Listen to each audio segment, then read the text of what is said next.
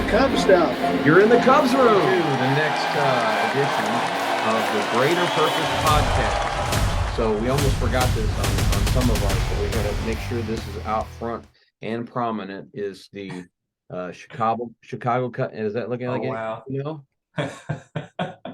This is the official Willy Ace, Bill Ward. Oh, nice. Wow. Bobblehead. So it says right there, Cubs fan since 1962. So anyway, gotta have that and don't drop the bat, right?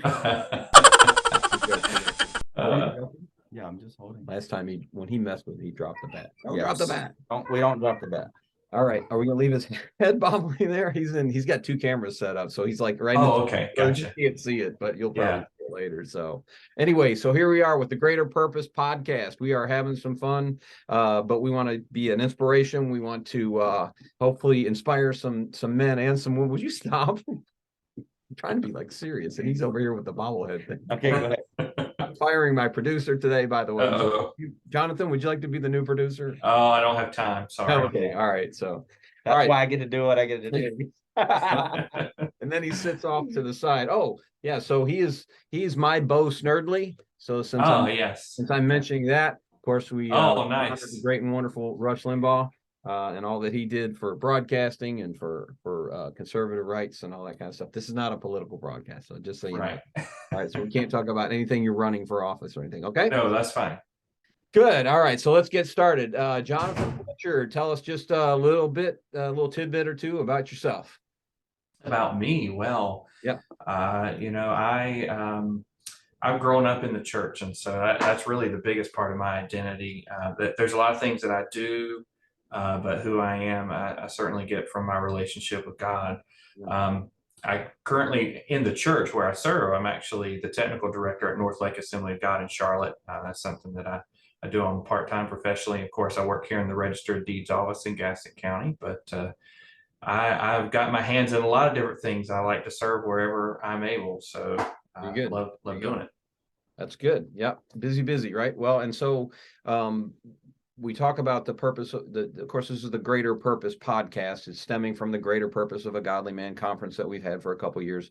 But what we're saying is we know that people don't wake up in the morning. These guys that we're interviewing, they don't wake up in the morning and go, "Oh, I'm going to be a godly man today." Okay. It's not like that. It's not like we look at ourselves in the mirror and we say, "Oh, there's a godly man." That's not what happens. I think people know that, but I'm sure that there's going to be maybe some people out there that don't understand the terminology, that kind of thing. So being a godly person simply means doing the right thing, being the right person, staying in the Word, having that relationship with Jesus Christ, being filled with the Holy Spirit, knowing that the Holy Spirit and God and Jesus Christ are guiding each and every step, and the steps that aren't guided by them because we decided to go a different way, we come back, we fall back, and we try to go back in the right direction that God wants us to be in. So that's the premise of the godly, being the godly person. And then the greater purpose, of course, is what do we do with that? What does God want us to do with that? Do we sit back and do nothing? Or as some of our previous guests have said, do we do that, take that, just that little bit that we have, and do we put it forward and let God and Jesus Christ do what he wants to with it? So when did you, Jonathan, first recognize, big question here, you can narrow it down or make it broad, when did you first recognize the importance of being that godly person? Yeah, I would. It's hard for me to say there was one particular moment. For me, I've grown up in a church family. My mom got saved when I think I was around 3 or 4 years old. So I've grown up in the church. Your awesome mom, by the way. Yeah, my awesome mom. And I was saved at I think it was about 5 years old. I can vividly remember in the Big Lots parking lot, just the conviction falling on me and her leading me to Christ right there in the car. Wow. Cool. And from 5 years old, I've grown up in the church. So it's hard to say there was a particular time in my life where I just realized, hey, I need to be a godly man. But growing up in the church but also seeing outside of the church how other people live their lives, the decisions that they were making and where that was leading them, versus where seeing people in the church making good decisions and godly decisions and how they live their lives and how much God blessed them even through adversity. For me, at a young age, I was able to learn very quickly that I wanted to walk in the footsteps that were God ordained. I didn't want to do what other people were doing. I wanted to do what I knew that God had blessed. And so that for me, fortunately, I've been able to have that most of my life. That's great. Yeah. And that's kind of, I don't want to, if somebody hasn't seen all the podcasts, they won't know this, but I don't want to beat a dead horse, but evolution, don't like to use that word too loosely, but the word evolution is coming from that particular question, because this is a question that we're asking of the podcast guests. Evolution. God, you realize something, you need to be doing something. God's pulling you, he's pushing you, he's tugging you to do whatever. And then down the road, you look back and you go, wow, this is what it has meant to be a godly man. Now I need to strive to be that every day. So, I mean, that kind of sounds absolutely. Yeah, cool. Awesome. So what about, I may know the answer to this already based upon what you've already said. But who is the man or the woman that has been your biggest inspiration in you becoming that godly man? Yeah, I mean, I have to give credit to my mom. I grew up in a split household. My parents were divorced. My dad lived off in Virginia for most of my childhood, and so I lived with mom. And my dad was, and as far as I know, still is unsaved. And so I kind of split my time between a saved household and an unsaved household. Yeah. And so certainly I have to give credit to my mom for raising me up in the way that I should go. And there's certainly been times where I've strayed from the path, but not you. Unfortunately, yes. But I mean, I tell you, I was telling somebody about this the other day. I don't have this great big flashy testimony where I was a murderer or I was a drug dealer or anything like that God saved me from. But when I look back and think about it, about all the things that I could have done, God saved me from that too. Even I may not have actually done those things that he delivered me from, but he still saved me from doing those things. And so I consider it a wonderful testimony. And I hope that other people will realize not only the impact that they have for themselves, but for their children and their grandchildren by making those decisions and raising their children upright. Right. And I think that is a mistake some people do make, is they think that they don't have a testimony because they haven't done all these terrible, awful things. Honestly speaking, I was the opposite. I grew up unsaved, didn't get saved till I was 26. Totally different testimony, but I have a testimony. I'm not glad that I did what I did, but I'm glad he lets me use it as a testimony. By the same token, your testimony is that God has carried you through all of that and kept you on his path. So that's great. That's pretty cool. So speaking to that particular, what we're talking about, you being a godly person, you recognizing it, you growing up in the church, how do you feel you're most effective in affecting and motivating and building into other particularly men's lives? Yeah, that's a great question. And I think your viewers probably know that you gave us questions ahead of time to be thinking about it. And that was, no, I did. We let people know, we prep, we make sure everybody catch people off guard. So yeah. That one was, at first, that was a little difficult for me. But over the last week or so, God has shown me how I've had an effect. More than once, people have actually come up to me in the last couple of weeks and told me how I have had an effect on their life.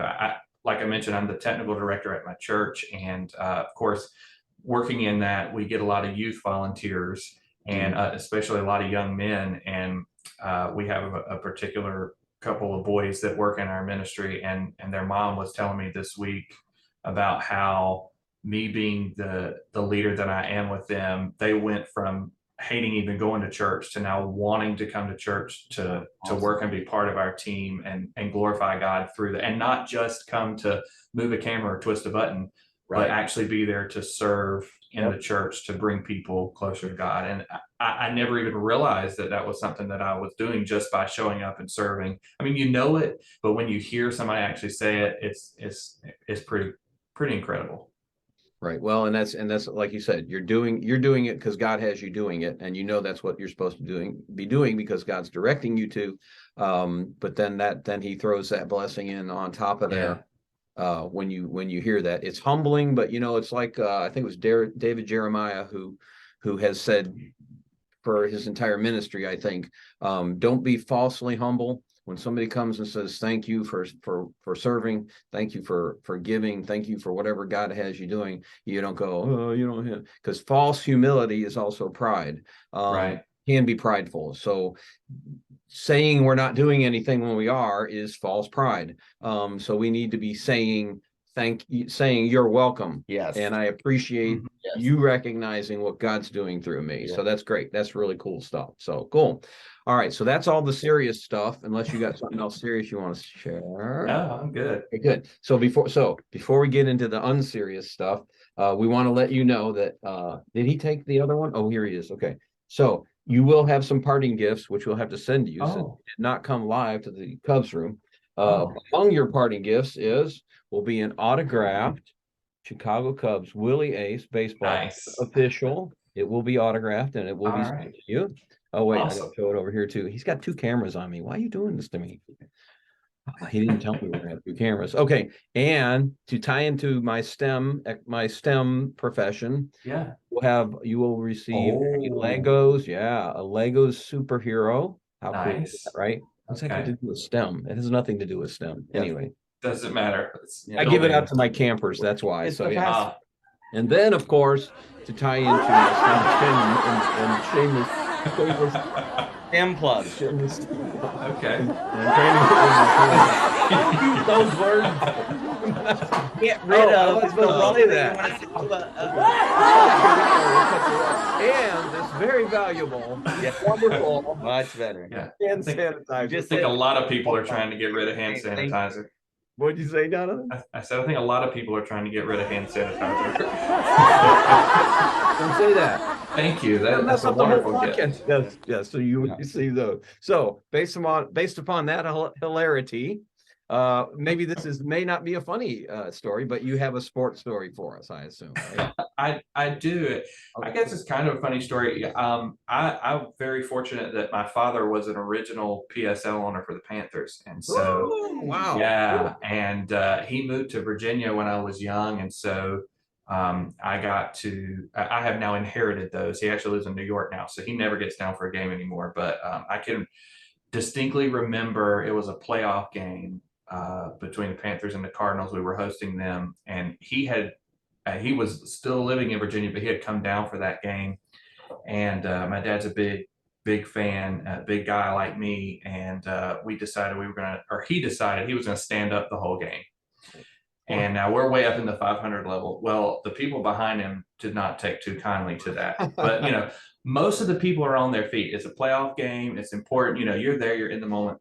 Well, they just started heckling him the whole time. And I can just remember, I was young. Oh gosh, what's going to happen? What's going to happen? And they were threatening him, and they were about to touch him. And he turned around to them and he showed him his badge. He was a deputy sheriff. Now he's a deputy sheriff in Chesapeake, Virginia, but they didn't know that. Yeah. And he said, "Go ahead and lay a hand on me," put it back in his wallet and turned around. No more words out of this the rest of the game. That's great. I don't remember anything about the game except Jake Delhomme was a quarterback at the time, but I remember that specifically. It was just it was so much fun. I love the Panthers though, man. Any game I can get out to, I'm there. Yeah. Well, we won't talk about coaches. I know it's not Cubs. I'm not a big baseball. No, that's okay. But, Are you talking about coaches and everything? We won't talk about coaches and I know it's a mess out there right now. Hopefully they can get through that phase, but yeah. But we can go into sports. We'll be here for another 3 hours. So let's go ahead and wrap this up real quick. I do want to mention, of course, the Greater Purpose of a Godly Man conference that's coming up in April 22nd, and so I don't know what that was.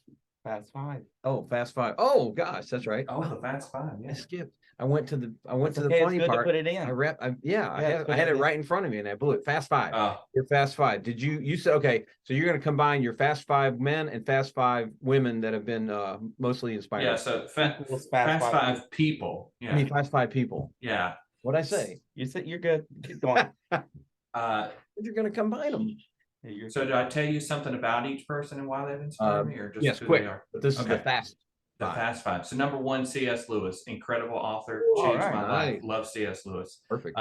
Number 2, Corrie ten Boom. If you don't know who she is, she's a Yes. Holocaust survivor. Yes. Incredible story of forgiveness. Got to look her book up. Number 3, George Washington, favorite president. Number 1, can't get better than that. From the GOP, you got to do that. Well, right? yeah, he wasn't even a Republican, but Well, that's he's, true, he's still yeah. my favorite. But number 4, Robert Morris. If you don't know, he's a Pentecostal pastor out of Texas. Yeah. Incredible word on giving. Yeah, just listened to him yesterday. I love Robert Morris. Yep. And then number 5, I picked Sojourner Truth. If you don't know who she is, she's yes. an abolitionist. But most people don't realize she was a preacher, a pastor, an itinerant pastor before she got into the abolitionist movement. So incredible story for her too. So one of my look 'em schools up. has the Black History Month posters up, and Yeah. she's on one of those. Yep, Yeah. Yep, she's great. She was very Cool influential. story. Awesome.